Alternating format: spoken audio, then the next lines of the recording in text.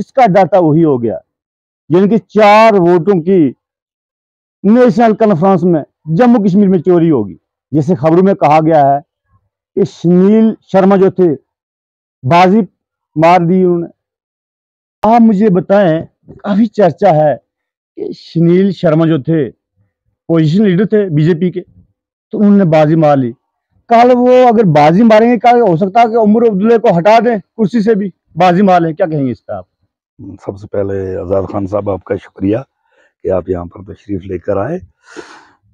बाजी नहीं, वो सुनील शर्मा साहब की काबिलियत है जी, क्योंकि वो जिन एमएलएज ने उनको वोट किया है वो दानश्वर लोग हैं।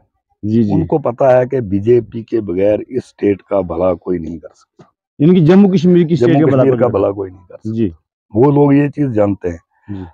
कोई इनके कहने पर उनको बड़ा बुला कहे तो मैं नहीं जानता, बहरहाल मैं उन लोगों की सराहना करता हूँ कि जिन्होंने बीजेपी को वोट दिया है। आप मुझे बताएं कि कम से कम उनकी 28 सीटें थी, जी जी।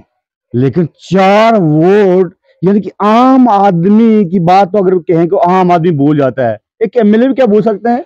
वो नहीं भूले, वो बहुत दानश्वर लोग हैं जिन्होंने बीजेपी को वोट दिया। अच्छा, अच्छा। इनको पता है ये कर कुछ नहीं सकते, अच्छा, नेशनल इनसे कॉन्फ्रेंस में काम कोई होने वाला नहीं है। जी, जी। आपको मिली बिजली फ्री मिली, बिजली फ्री मिली, या कोई चीज सिलेंडर, या जो वादे इन्होंने किए कोई भी एक पूरा हुआ? कोई वादा ये अपना पूरा नहीं कर सकते। वो एमएलए जो थे वो तंग थे इनसे, वो ये जानते थे कि ये कर कुछ नहीं सकते, इसलिए उन्होंने वोट जो है बीजेपी को। तो पहले जो रुहुल्ला मेहंदी साहब थे, जी जी। तो उन्होंने भी काफी पार्टी पे इल्जाम लगाया था कि भाई ये पार्टी लोगों के साथ जो वादे किए थे, वादे पे खरी उतरी नहीं। मैं इनके लीडर का जो खड़ा करेंगे मैं कैंपेन नहीं करूंगा। तो काफी ये भी चर्चा रहा। तो आज वही बात होगी जिसका डर था, खासकर उमर अब्दुल्ला साहब को। राहुल मेहंदी साहब भी ये चीज जानते हैं कि ये पार्टी जो है वो लोगों के तवक्कात के मुताबिक जो है वो उतर नहीं सकती, जी, पूरे जो है वादे नहीं कर सकती, इन लोगों का भला नहीं कर सकती। अंदर से वो भी बहुत दुखी हैं, लेकिन उन पे एक नेशनल कॉन्फ्रेंस का टैग लगा है जिससे वो खुलकर नहीं बोल सकते। अच्छा, एक टैग लगाया नेशनल कॉन्फ्रेंस का, इसलिए वो खुलकर बोल नहीं सकते। जी जी। तो आज तो अंदर से भी आवाजें यही, मेरे कहने का मतलब उमर अब्दुल्ला साहब ये कह रहे हैं, उनका था वो कह रहे थे कि नहीं जी हमारे जो एमएलए हैं तो हमें वो तो उनका वो तो वोट सब हमें दिए। तो ये 4 वोट मैं पूछने की कोशिश करता हूँ, ये 4 वोट कहाँ से आए? वो एक्स हो वाई हो जेड हो, मैंने आपको पहले ही ये साफ कर दिया कि वो लोग जो है वो ज़हीन लोग हैं जिन्होंने 4 ने दिया है। उनको पता था कि ये कर कुछ नहीं सकते, जो भी करेगी यहाँ पर बीजेपी करेगी। जी। ये लूली लंगड़ी सरकार जो है ये यहाँ पर लोगों का भला नहीं कर सकती। क्या आपको लगता है ये जो आजाद उम्मीदवार थे, जो हमारे एमएलए साहब जो भी आजाद हैं, एबीसी जो भी है, जम्मू कश्मीर में आजाद लड़ते थे, क्या इनके वोट लगे हैं उनको?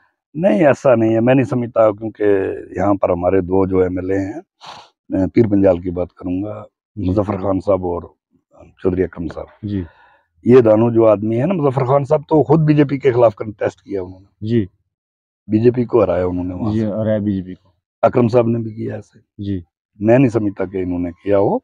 और बहुत सारे लोग हैं, आपको क्या ये जरूरी नहीं है कि उन्होंने दिया हो, किसी और आजाद ने दिया हो? ऐसी हालत हो गई है भाईजान हमारी जम्मू कश्मीर में, नेशनल कॉन्फ्रेंस वालों ने इनको दिया सफाई हो। देनी पड़ती है, जो आजाद मैदान में सफाई देनी पड़ती है उमर अब्दुल्ला को। नेशनल कॉन्फ्रेंस के ही होंगे वो। अच्छा, यानी कि नेशनल कॉन्फ्रेंस के होंगे, या किसी और पार्टी के हो सकते हैं। इसका मतलब है कि सुनील शर्मा जो थे उन्होंने बाजी पढ़ ली। बिल्कुल नामुमकिन था वहां उनको वोट मिलना। नजर आता, वो उनके 28 एमएलए थे, तो उन्होंने बाजी पलटी है, वो तो सारी दुनिया को पता है। अच्छा, आजकल एक काफी चर्चा पे हैं, पहले तो जनाब उमर अब्दुल्ला साहब थे, आजकल हैं उनके वालिद मोहतरम साहब जनाब फारूक अब्दुल्ला साहब। जी जी। वो कह रहे हैं, काफी मैं उनका एक बयान में देख रहा था, काफी लोगों ने कमेंट भी लिखी है, वो ये कह रहे हैं कि पहले तो बिजली चोरी करते हो। मीडिया वालों ने सवाल किया कि सर ये जो बिजली के जो आप स्मार्ट मीटर लगा रहे हैं, इनके बारे में आप क्या कहेंगे? वो कह रहे हैं कि पहले तो बिजली चोरी करते हो आप, जी जी, जहां एक बल्ब की जरूरत है तो 18 बल्ब चलाते हो। क्या कहेंगे इस पे? क्यों ना जलाए? हम कोई फारूक अब्दुल्ला के प्रोजेक्ट से जला रहे हैं या उसकी कोई जाती जमीन से ऊपर बनती है? जी, ये जितने भी प्रोजेक्ट्स हैं, दरिया हमारे, वसाइल हमारे, पानी हमारे, जी, सबसे पहले आप इनको पूछो ये प्रोजेक्ट बेचे किसने एनएचपीसी को? जी, ये बेचे किसने? ये लोगों का हक है, जिनके दरिया हैं, जिनके पानी है, जिनका ये सब कुछ है। इस पे आप कौन होते हो लंबरदार बन के बैठने वाले? फारूक अब्दुल्ला साहब कह रहे हैं कि बिजली चलाएं, खान साहब आप मैंने वही तो कहा, बिल मैं भरूं। मैं क्यों ना चलाऊं? जी ये जमीन मेरे बाप दादा परदादा की मेरी स्टेट है, यहाँ के हम रहने वाले हैं। जम्मू कश्मीर का हर एक बाशिंदा उसका हक है इस पर, वो क्यों ना चलाए? वो एक की जगह 10 चलाए, क्यों ना अच्छा, चलाए? मुझे ये बताएं, ये बयान जब आपने सुना जनाब फारूक अब्दुल्ला साहब का कि बिजली चलाओ आप, बिल हम भरें, ये जो पैसा था ये हमने रखा होता है जम्मू कश्मीर की डेवलपमेंट के लिए, तो ये बिल भरने पे हम दे देते हैं तो डेवलपमेंट होती नहीं। वादा किया था 200 यूनिट बिजली फ्री करने का, क्या कहेंगे इस पे आप ऐसा करो ना, फारूक अब्दुल्ला को ये बोल दो, आप जी। हमें बगलियार, सलाल और दुल हस्ती 3 प्रोजेक्ट दे दो जम्मू कश्मीर को, हम आपसे नहीं मांगते, बाकी आप भेज दो, बाकी आप दे दो, इसको देना है। आप 3 प्रोजेक्ट की बिजली हमें दे दो, अगर स्टेट की लागत से कम पड़ी तो उसके पैसे हम देंगे। सारे प्रोजेक्ट आपने दे दिए, हमारी जरूरत जो है हमारी 3 प्रोजेक्ट से जम्मू कश्मीर में, इधर कौन सी बड़ी इंडस्ट्री है, फैक्ट्री है या कोई सिस्टम है? यही 2-2 3-3 बल्ब लगा के रखे ना सबने जी। कहां से देंगे ये गरीब लोग भाई तेरे स्मार्ट मीटर के पैसे? कहां से लाएंगे ये? मैं तो कहता हूँ ये खंबे उखाड़ के फेंक दे पब्लिक आके प्रोटेस्ट करके यहाँ से। जी बिल्कुल नहीं, इनके ये खंबे उखाड़ के फेंक दो, सोलर प्लेटें लगाओ। सर, मैं एक और भी मेरा खास करके नौजवानों से सवाल है, आप एक यंग नौजवान हैं, आप क्या काम करते हैं? ये मैं तो बस ये जिम्मेदारी करता हूँ, एग्रीकल्चर का काम। पढ़े लिखे तो हैं, जी जी बिल्कुल, ग्रेजुएट हैं आप। बिल्कुल। क्या आपको ये लगता नहीं कि आपका बच्चा किसी अच्छे स्कूल में जा सकता है? क्या कहेंगे इस पे? बहुत मुश्किल है आज की डेट में, बहुत मुश्किल है। आज जो है उनकी पढ़ाई का खर्चा ही जो है वो उठाना मुश्किल है। जी। अच्छे स्कूलों में भेजना तो बड़ी मुश्किल की बात है। मैं तो समझता हूँ कोई भी ईमानदार आदमी जो है ना, ऑनेस्ट, वो मुलाजिम हो जी। या कोई और हो, हाँ एक बिजनेसमैन को छोड़ के, उसकी मैं नहीं कह सकता। जी। हर आदमी के बस की बात नहीं है कि वो जो है किसी अच्छे स्कूल में भेज सके बच्चे को, या उसकी तालीम मुकम्मल करा सके। यार ये पॉलिटिक्स में, सारी मुझे बताओ, ये पॉलिटिक्स में कहाँ से आया जब वादा करने के टाइम, जब कंपेनों में आप और हम ये कहें कि हम 200 यूनिट बिजली फ्री करेंगे जी जी और डबल राशन देंगे, जी। सिलेंडर भी देंगे और 1 लाख नौकरियां देंगे, आजाद साहब, लेकिन आज उस पर बात नहीं। आज ऊपर से आंखें दिखाने की कोशिश करते हैं नेशनल कॉन्फ्रेंस के पार्टी के सबसे बड़े लीडर जनाब फारूक अब्दुल्ला साहब, क्या कहेंगे इस पे आप? मेरी एक बात सुनो, आप नहीं जानते कि 10,000 रुपए मुहित है जो हमारी पॉपुलेशन है, गुंथल के गांव की बात कर रहा हूँ जी। आप नहीं जानते इनमें कितने लोग अंतुतिया के? 10, 5, 7 या 10 होंगे मुश्किल से। जी, मुश्किल से। उन्होंने पहले ही बना के रखा था कि हमने इनको ही देनी है। स्टेट में कितने होंगे? 2,000 आदमी होंगे। जी जी तो जो बेचारा अंतुतिया में, उसके घर में कौन से गीजर, फ्रिज, ये वो लगा है? जी। कुछ भी नहीं लगा ना, वो 2 ही बल्ब है। जी। ये जो धोखा है ना, ये 17 साल से होता आ रहा है। ये आज कोई नया थोड़ा हुआ है कि भाई आज नई बात है जी। स्मार्ट मीटर लगा दे। भाई स्मार्ट मीटर लगाओ, आप स्मार्ट फैसिलिटी भी तो दो लोगों को, फिर लगाओ स्मार्ट मीटर। आप जी। यहाँ पे देखो, जैसा ये कितने लंबे लंबे स्पैन तारों के जाल बना के रखा हुआ है। कोई तारों से लग के जनाब बिजली के करंट से मर रहा है, किसी का माल मवेशी मर रहा है। इन्होंने क्या किया? एग्रीकल्चर पे देख लो, यहाँ पे कितनी जो है तबाही हुई। जी। लैंडस्लाइड किसी को कॉम्पनसेशन या कोई चीज उस पर इन्होंने कोई बात की है? क्यों नहीं? किसान का हक है, जमींदार है जो, उसका हक है, उसका एग्रीकल्चरल लोन है वो माफ होना चाहिए, उसको कंपनसेशन मिलना चाहिए। क्या आपको ये लगता नहीं जो हमारे बेरोजगार नौजवान है, पढ़े लिखे, MA BA PhD लड़कियों ने जो की है, वो अस्सू के महीने में घास काटते हैं, मजदूरी करते हैं, बम्बई में 6-7 हजार रुपए वो वॉचमैनी करते हैं। क्या इज्जत है वॉचमैनी की? मैं आपसे जानने की कोशिश करता हूँ, क्या जब वोट देने का वक्त आता है तो ये पोलिंग स्टेशन पे अपनी माँ बहनों को खड़ी कर देते हैं? क्या आज इनका टाइम आ गया इन MLO से, जो मिनिस्टर से पूछना कि भाई आपने वोट दिया, मुझे बताओ कि मेरा हक कहाँ है, मुझे दो? बिल्कुल, क्या टाइम आ गया है? क्यों नहीं पूछना चाहिए। जहां तक मैं समझता हूँ, ये जो है ना, ये सिर्फ झूठे वादे करते हैं। ये इतनी एम्प्लॉयमेंट ना जनरेट कर सकते, ना दे सकते। जी। ठीक है, एम्प्लॉयमेंट जनरेट करनी हो इन्होंने, अगर यहाँ पर फिर इंडस्ट्री हो, फैक्ट्री हो, टूरिज्म हो, जी। कोई बिजनेस हो, होटलिंग हो, तो रोजगार जो है वो लोग जो है वो खुद कर सकते हैं क्रिएट। ये नहीं कर सकते। जो ये करेंगे भी जो ना, वो भी बिल्कुल इनके चाहने वाले चमचे चांटे जो है वो बैकडोर एंट्री से होंगे। आम गरीब आदमी तक रोजगार नहीं पहुंच सकती, ना ही मिल सकती।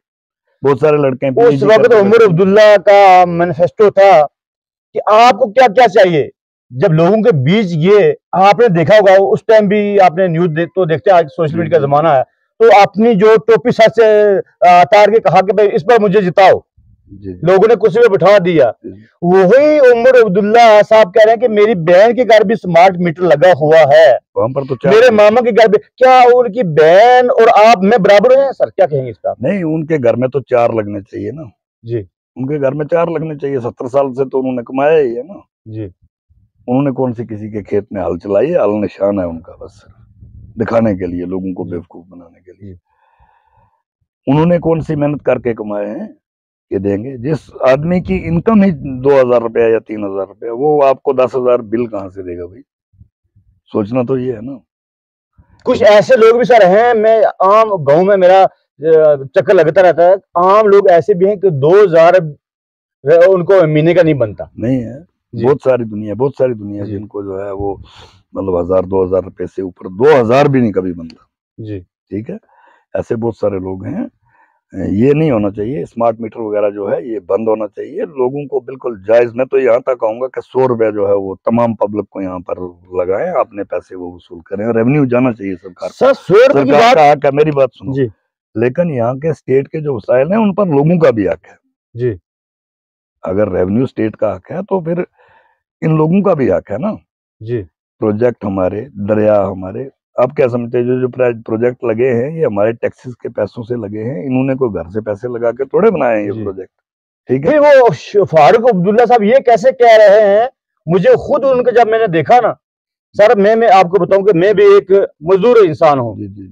मैं भी 2003 में मैंने 12th की थी, 2003 की बात करता हूँ सर। मेरे साथी लगे, को आरटीओ भी लगा, तो मैं रह गया कि मैं गरीब फैमिली से तलक रखता था कि मेरे पास पैसा भी नहीं था इनको देने के लिए, मैं किसी लगता किसी जगह में। इन्होंने जो है ना, मैं बताता हूँ आपको, मैं जाती बताऊं, मैं भी इसी चीज का शिकार हुआ जी। यहाँ पे ये जो है स्कूल जो है हमने जगह दे के डोनेट करके ये मिडिल स्कूल बनाया हुआ है। मेरे दादा ने डोनेट की थी ये जगह जी।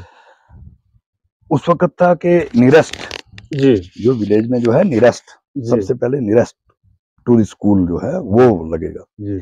इन्होंने जब देखा कि यहाँ से हमारा खर्चा पानी निकल रहा जी। तो इन्होंने फिर उसको विलेज लेवल पे कर दिया। जी। जब देखा वहां से निकलता, फिर इन्होंने एक स्कीम चलाई ऑपरेशनल ब्लैक बोर्ड, वहां से भी पैसे कमाए। जी। ये जो है सारी तानली है। कुछ जो है वो 8th पास वाले लग गए नसीब से और कुछ ग्रेजुएट वैसे बेचारे घूम रहे हैं, ठीक है। ये नहीं कर सकते, करनी हमने है जो है एम्प्लॉयमेंट जो है बढ़ानी है, वो हम लोगों ने बढ़ानी है, हम जानते हैं कैसे बढ़ानी है।